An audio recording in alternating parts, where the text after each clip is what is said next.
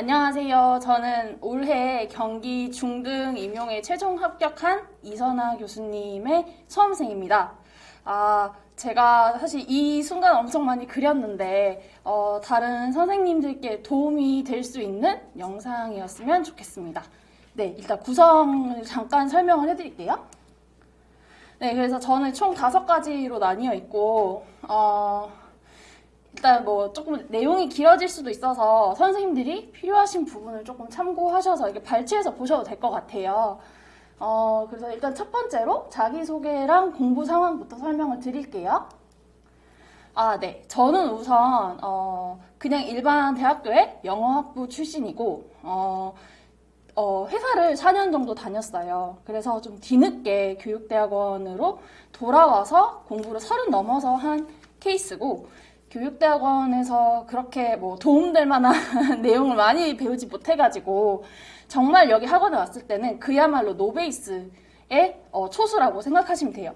그래서 맨 첫 해에 교육대학원에서 공부를 했을 때 다른 강사분 수업을 좀 같이 들었었는데 조금 맥락이 없이 암기를 하다 보니까 너무 힘들어가지고 그냥 올해는 망했다 놀자 하고 그냥 놀고 그 다음에부터 그냥 초수라고 생각하고 공부를 했어요. 그래서 저는 첫 해는 교육학이 17점대 정도 나왔던 것 같고, 그 다음에 이제 재수 때는 뭐 똑같이 17점? 삼수 때 이제 올해가 19.67점을 찍었어요. 그래서 이제 총 뭐 요렇게 나왔었고, 초수는 한 해를 전부 올인 이제 풀로 공부를 했고, 재수와 삼수 때는 9월부터 공부를 했습니다. 제가 8월까지는 나이가 있다 보니까 이제 생계를 유지하기 위해서 일을 좀 이제 학원에서 애들을 가르쳤어요. 네. 그리고 이제 초수부터 교육학을 어떻게 공부했는지 말씀드릴게요. 일단 저는 초수 첫 해에는 1년 커리를 풀로 다 따라갔습니다. 그래서 뭐 이론 강의를 듣고 그걸 가지고 제 정리 노트를 만들고 그리고 이제 키카드를 가지고 선생님들하고 다른 선생님들하고 인출 스터디도 했어요. 그래서 일단 키카드 같은 경우는 뭐 많은 선생님들 하시죠. 뭐 이때는 초반에는 내가 기억을 많이 못해요. 그래서 좀 세부적으로 키카드를 썼어요. 뭐 수행평가의 뭐 장점, 수행평가의 개념 이렇게 좀 작은 단위로 잘라서 접어놓고 이제 뽑아가지고 이제 그걸로 서로 이제 이야기를 하고 한 명이 이야기를 했는데 이야기 잘 못하면 나머지 선생님들이 첨언하고 뭐 이런 식으로 진행을 했는데 뒤늦게 보니까 이제 퀴즐렛 어플이라는 게 많이 나오는데 저는 그거 많이 썼고 진짜 도움이 많이 됐어요. 그러니까 이 어플은 뭐 하다못해 수행평가 치면 기존에 다른 선생님들이 쓰셨던 내용이 자동 완성이 되기도 하고요. 그리고 뭐 내가 하다가 이거 좀 잘 모르겠어 하면 표시를 해놓고 나중에 그것만 딱 골라서 볼 수도 있어요. 그래서 저는 좀 퀴즐렛 어플을 교육학 공부하실 때 많이 사용하시는 거를 좀 추천을 드릴게요. 그래서 이렇게 초수 공부를 했는데 초수 교육학에서 가장 중요한 거는 1, 4월이 가장 중요하다고 생각해요. 근데 이때 정말 이론을 맥락을 가지고 꾸준히 보는 게 정말 핵심이라고 생각해요. 그러니까 뒤로 갈수록 이선아 교수님께서 항상 말씀하시지만 교육학을 볼 시간이 많지 않아요. 점점 줄어들게 되고 전공을 점점 많이 공부하게 돼요.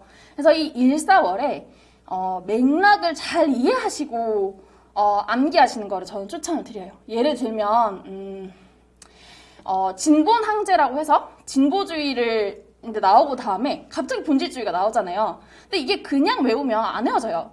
근데 사실은 맥락이 있잖아요. 진보주의가 뭐 한참 열심히 되다가 스푸트니크 사태가 일어나가지고 뭔가 백투더 베이직을 해야 된다. 이래서 다시 본질주의라는 것이 등장을 하잖아요. 그러니까 이런 배경 맥락을 잘 외워두셔야 나중에 방대한 이 교육학의 내용을 잊어버리셨을 때 금방 떠올라요.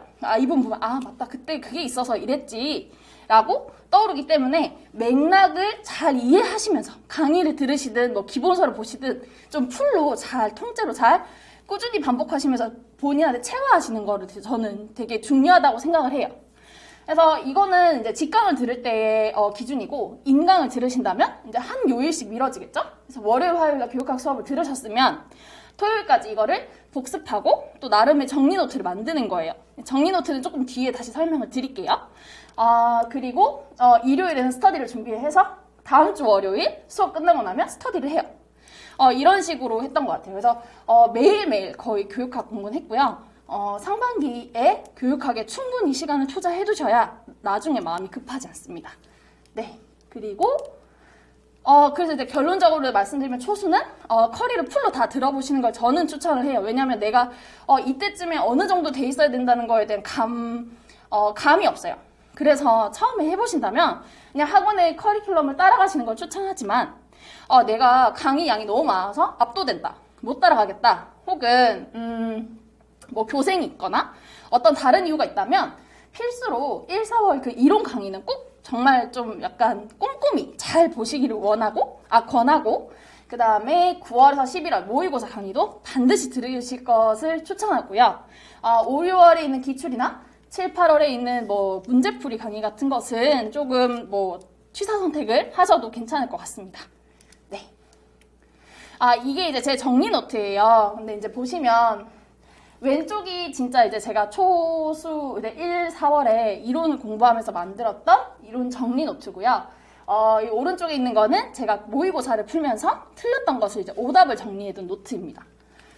그래서 조금 자세히 보시면 잘 안 보이실 거예요. 근데 이제 이게 결국 교육행정 목차를 따온 거예요. 네.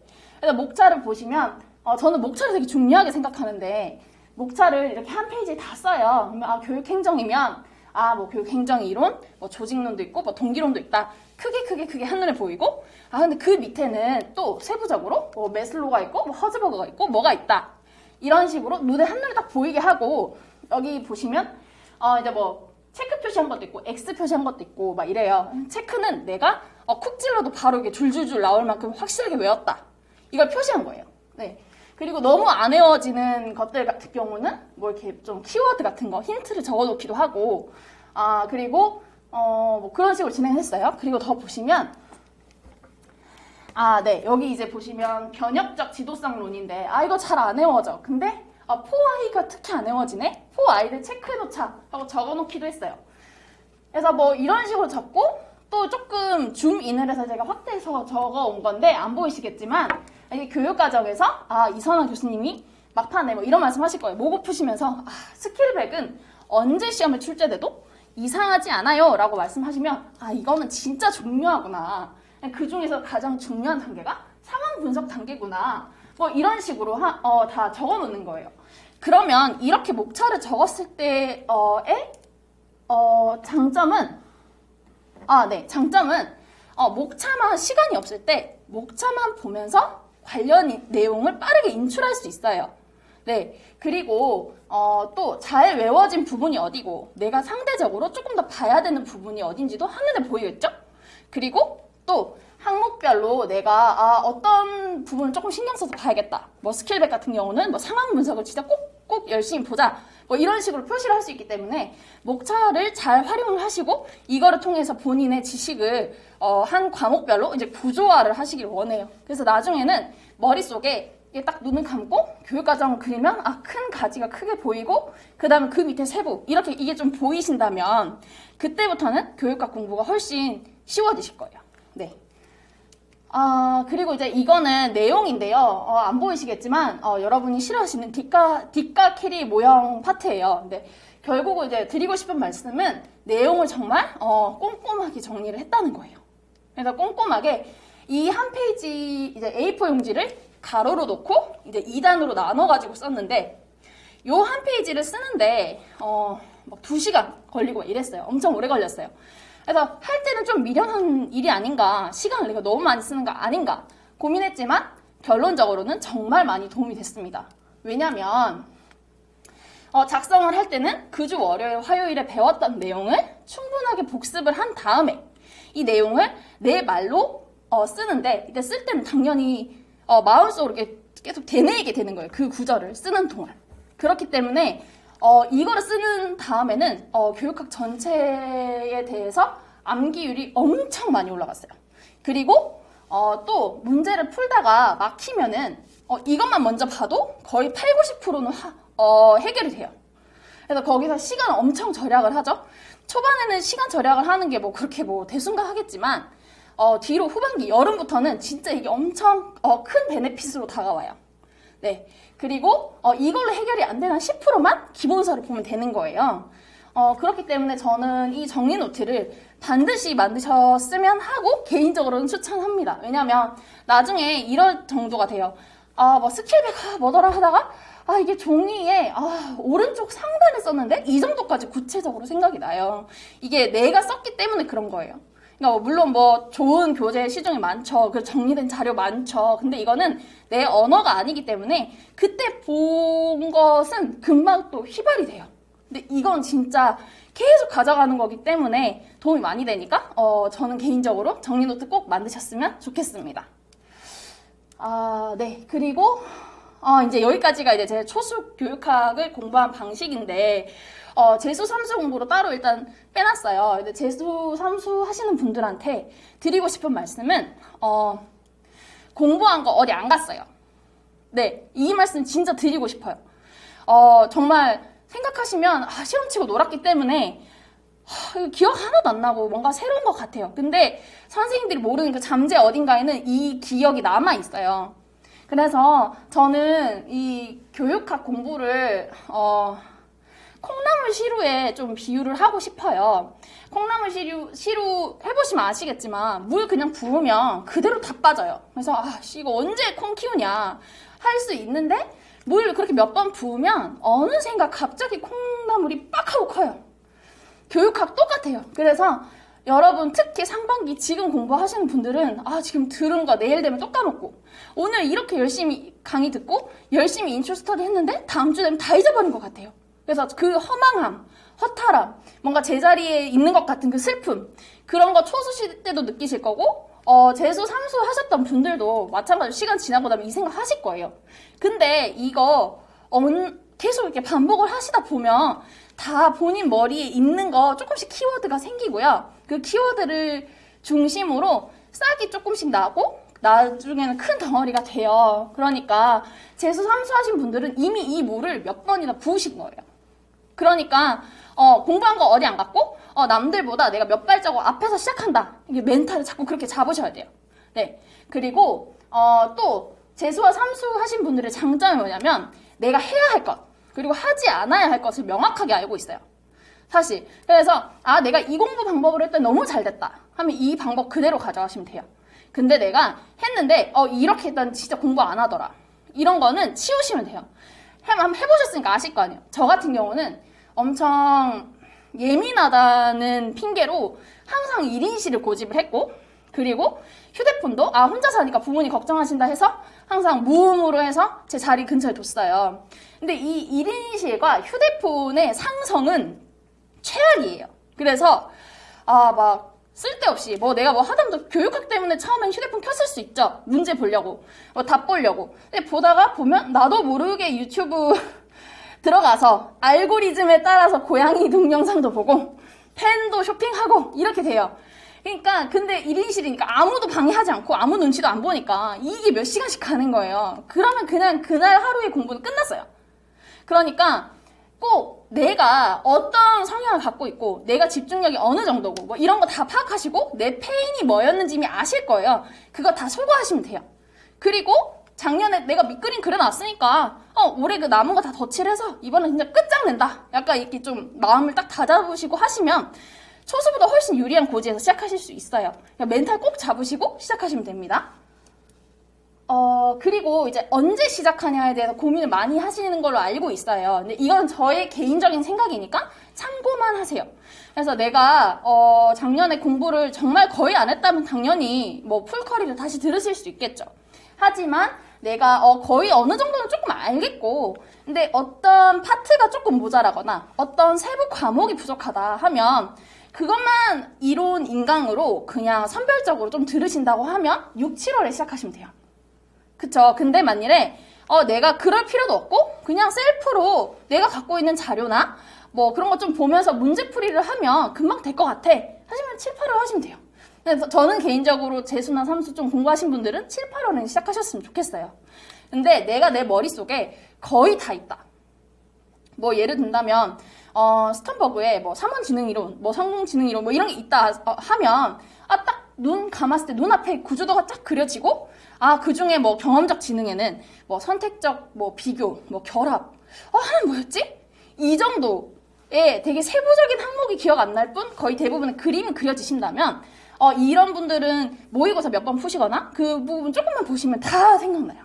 그래서 그런 분들은 8월이나 뭐 9월에 시작하셔도 되겠죠. 저 같은 경우가 딱 요 케이스였기 때문에 저는 일을 8월에 마무리하고 9월부터 공부를 시작했습니다. 그래서 이 부분은 참고만 하세요. 네, 그래서 제 9월, 10월, 11월 공부를 어떻게 했는지 말씀을 드리면 이제 80일 정도의 공부를 한 건데 9월은 1년으로 따졌을 때 상반기라고 생각했어요. 그래서 조금 교육학을 조금 많이 한 거예요. 오전 9시 시작하면 뭐 밥 먹는 시간 빼고 막 오후 한 3시까지 이 교육학만 했어요. 근데 모의고사를 저는 풀로 안 했던 거죠. 그래서 저는 개인적으로 터널 증후군이 아주 심한 편이어가지고 글을 다 많이 쓰지 못해요. 그래서 작년 과년도 모고도 있고 올해 모고도 있으니까 개요를 10분 안에 다 쓰고 그 다음에 해설 자료를 보면서 20분 동안 풀이를 하면 모고 한 회를 푸는데 30분이면 돼요. 그래서 그렇게 해서 3회를 매일매일 풀었어요. 그 다음에 올해 모고 같은 경우는 이제 해설 인강 교수님 이제 올리시면 그거 보고 오답 노트 따로 간단하게 아까 보여드렸던 까만색 노트에 정돈을 했습니다. 그리고 동시에 이제 오후 점심 먹고는 정리 노트 아까 보여드렸던 그 분홍색 정리 노트를 이용해서 뭐 과목을 1회독을 했는데 이때는 9월 한 달 안에 끝내야 돼요. 그렇기 때문에 전 과목을 교육학 전체 분량을 28등분을 하는 거예요. 나름대로 계획표를 딱 써놓고 오늘 정해져 있는 내용은 오늘 끝낸다는 마음으로 꼭 회독을 했습니다. 그리고 주 1회는 풀로 시간을 맞춰서 써보기도 했어요. 이렇게 9월에 조금 교육학에 투자를 많이 했습니다.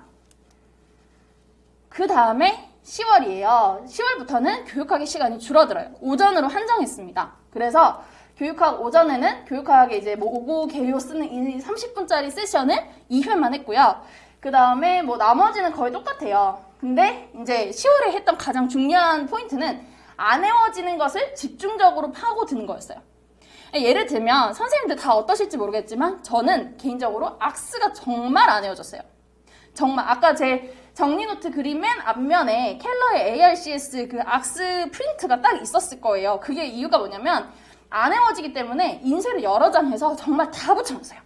뭐 책 앞에도 붙여놓고 독서실 벽에도 붙여놓고 뭐 여기저기 다 붙여놓고 그날 하루는 아침에 일어나면 악스를 떠올리는 거예요.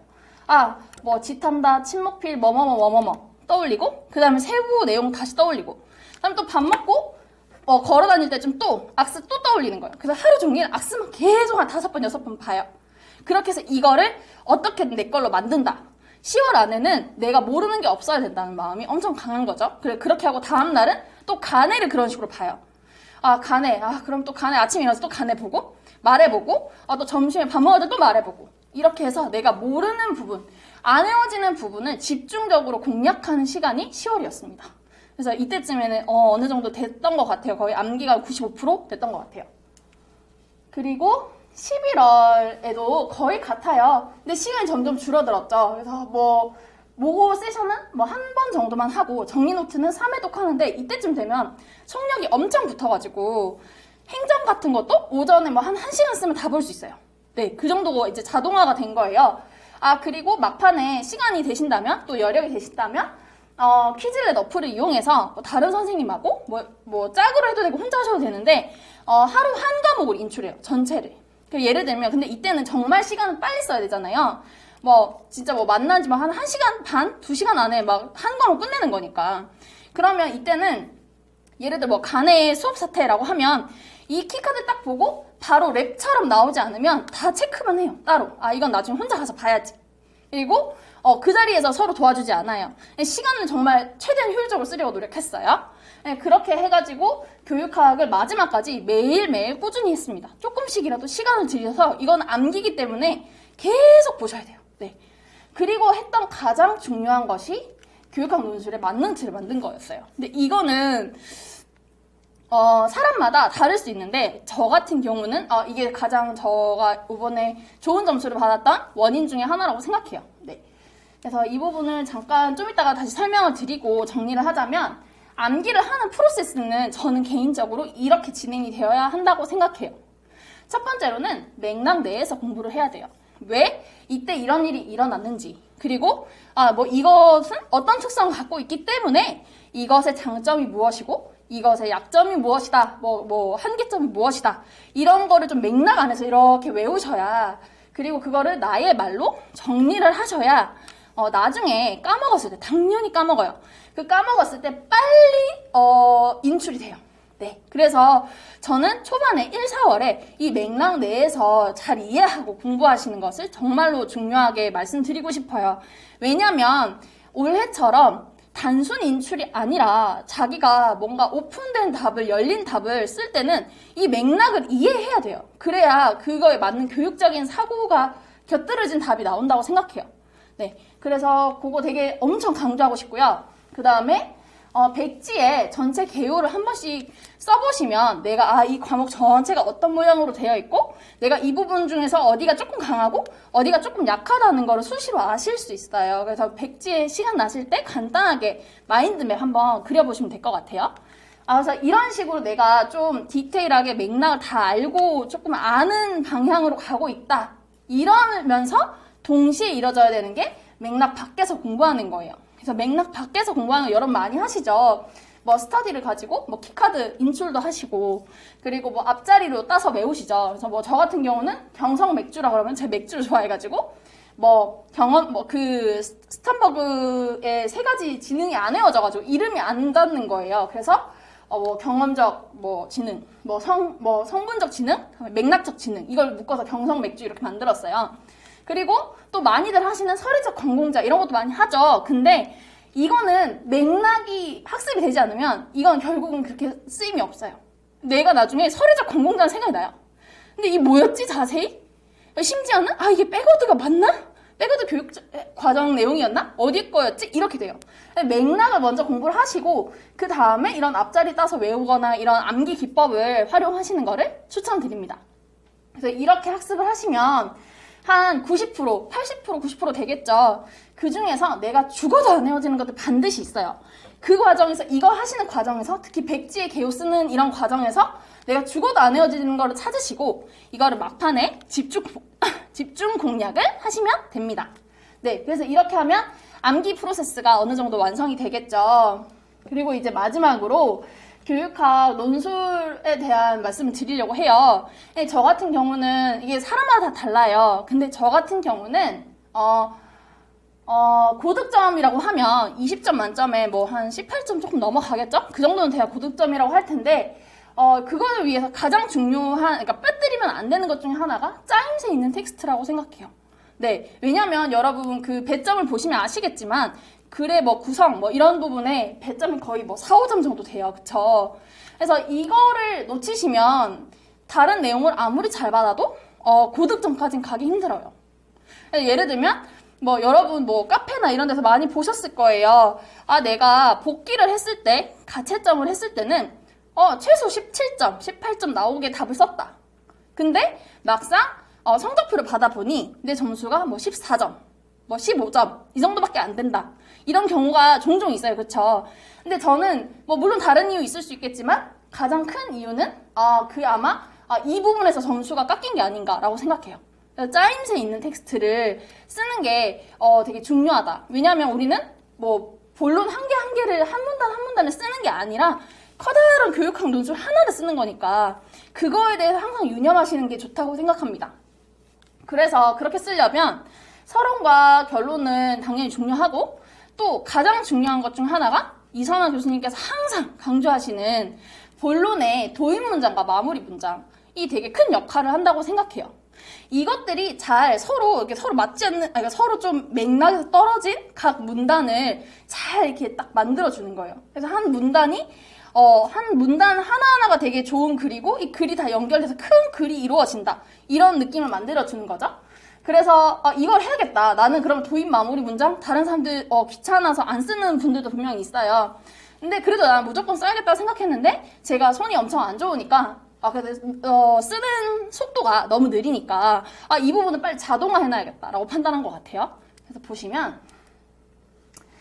몇 가지 예시를 갖고 왔어요. 서론 같은 경우는 한 3가지 정도 만들어 놨어요. 뭐 이선화 교수님이 항상 모범 답안을 잘 주시니까 그런 거 보시고 뭐 참고하셔도 되고 9월쯤 모고를 쓰시다 보면 나한테 찰떡같이 맞는 표현들이 있어요. 그런 걸 몇 가지 준비하시는 거예요. 별거 아니에요.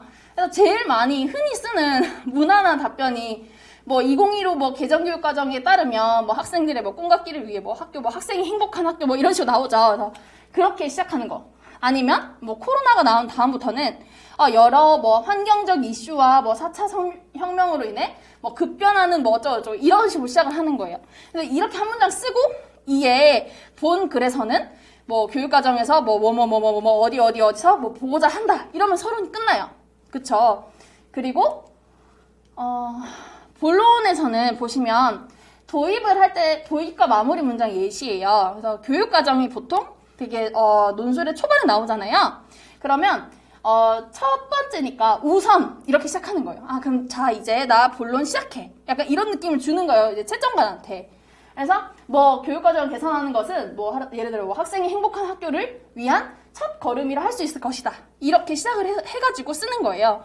그리고 뭐 마무리도 금방 쉽게 만들 수 있겠죠. 그냥 이런 식으로 뭐뭐를 고려해서 교육과정을 만들면 뭐 학생이 행복한 학교를 보다 효과적으로 구현할 수 있을 것이다.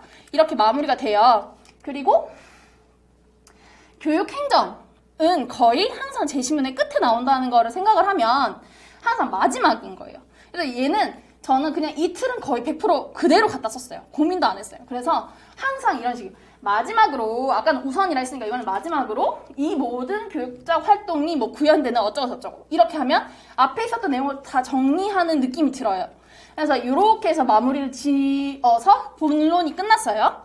그리고 마지막으로 결론이 나오겠죠. 그러면 결론도 뭐 여러분 많이 쓰시는 거 지금까지 뭐를 위해 어떻게 뭐 알아봤다.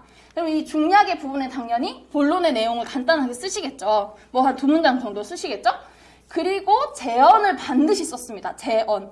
네, 그래서 저는 교육학 논술을 보는 이유가 결국은 신규 교사가 될 우리가 이 교육적인 현상에 대해서 혹은 뭐 다양한 이론에 대해서 얼마나 이해하고 있고 이것을 앞으로의 미래 교육에 어떤 식으로 활용하고자 내가 고민을 한다. 그러니까 이런 생각을 보려고 하는 거라고 생각해요.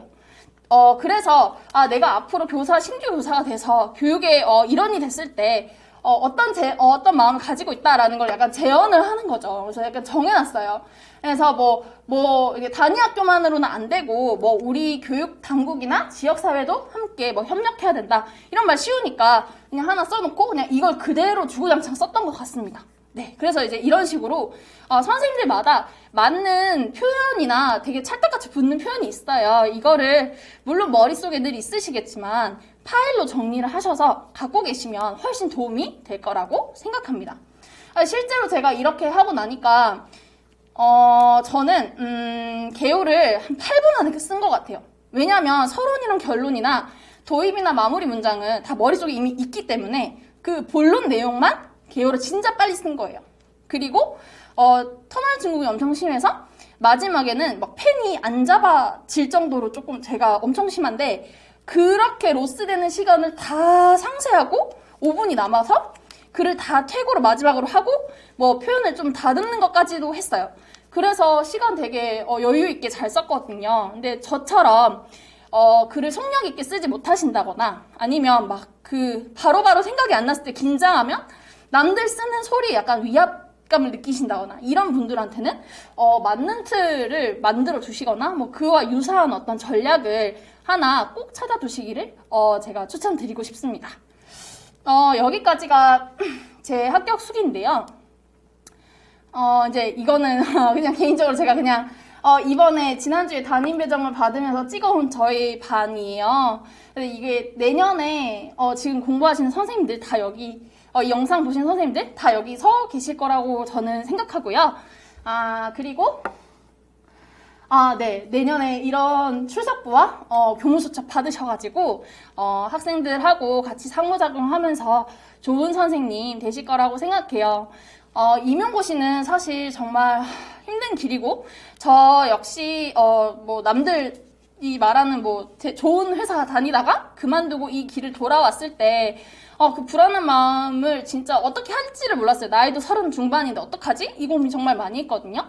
근데 임용고시는 결국은 정해진 공부 양은 있는 것 같아요. 초수 때 이거를 내가 한 번에 잘하면 너무 대단하신 거예요. 근데 그러한 확률보다는 재수하시거나 삼수하시거나 뭐 사수하실 가능성이 조금 더 높다고 저는 생각합니다. 그래서 보통은 3, 4년 안에 공부가 끝난다고들 이야기하는데 그러니까 너무 막 내가 떨어진 것에 대해서 너무 많이 좌절하지 않으셨으면 좋겠어요. 나름대로 공부한다고 하는 사람들끼리 모여서 하는 시험이고 이 안에서 정말 극소수를 뽑는 시험이에요. 그러니까 나의 그 실패를 너무 오랫동안 스스로 막 자책하고 막 비난하고 이렇게 안 하셨으면 좋겠어요. 한 달 정도 힘드실 수 있을 것 같아요, 지금. 근데 지금 이거 잠깐 조금 힘들어 하시고 다시 또 툴툴 털고 일어나셔서 내가 남들보다 조금 더 앞서서 다시 공부한다 이렇게 생각하시면 좋겠습니다. 네, 선생님들 저도 이제 시작이지만 여기 이 영상 보시는 선생님들도 내년에 같이 교단에서 만날 수 있었으면 좋겠습니다. 네, 마지막으로 이 자리에 설 수 있게 공부를 물심양면 많이 도와주시고 뭐 이렇게 정서적으로도 많이 지원해 주셨던 이선아 교수님께 감사를 드리면서 영상을 마치겠습니다. 이상입니다. 감사합니다.